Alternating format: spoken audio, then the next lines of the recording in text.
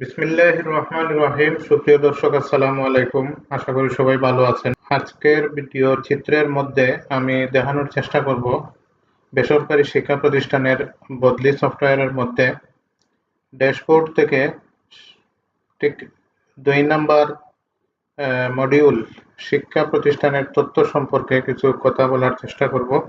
আপনারা এখানে দেখবেন 3 নাম্বার শিক্ষা প্রতিষ্ঠানের নাম দেয়া আছে এবং বৃত্তিমূলক বা ভোকেশনাল ট্রেড যদি চালু থাকে তাহলে হ্যাঁ দিবেন, যদি না থাকে তাহলে না সিলেক্ট করবেন।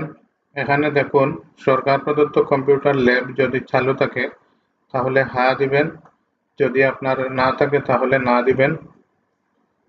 এখানে দেখুন সহশিক্ষা বালিকা বালক, যদি আপনার প্রতিষ্ঠানটি সহশিক্ষাক্রম অর্থাৎ বালক এবং বালিকা থাকে তাহলে প্রথমটি সিলেক্ট করবেন। তারপরের অপশনটি দেখুন, এখানে শহর অথবা মফস্বল এরিয়া। এই অপশনটিতে আপনার প্রতিষ্ঠান যদি শহরে থাকে তাহলে শহর সিলেক্ট করবেন, মফস্বল এলাকায় থাকলে মফস্বল সিলেক্ট করে দিবেন। অনুমোদিত শাখা, এটি খুবই গুরুত্বপূর্ণ একটি অপশন। এই অপশনটিতে দেখুন 12/6/2018 তারিখের পূর্বে অনুমোদিত শাখা। এর পূর্বে যদি কোনো শাখা অনুমোদন থাকে তাহলে সেটি সিলেক্ট করে দিবেন তারিখটি।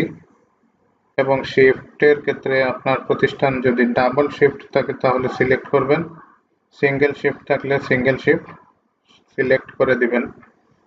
প্রিয় দর্শক, এই ছিল প্রথম অংশ। তৃতীয় অংশে আপনি খেয়াল করুন প্রাপ্যতা সাপেক্ষে বিষয়।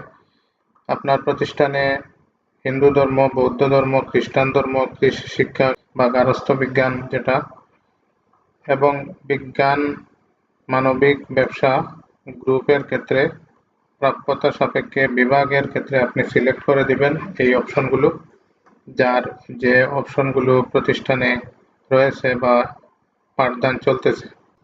এই ছিল আজকের ভিডিও। পরবর্তীতে আবারও অন্য কোনো মডিউল নিয়ে আলোচনা করার চেষ্টা করব। ততক্ষণ পর্যন্ত সাথে থাকবেন।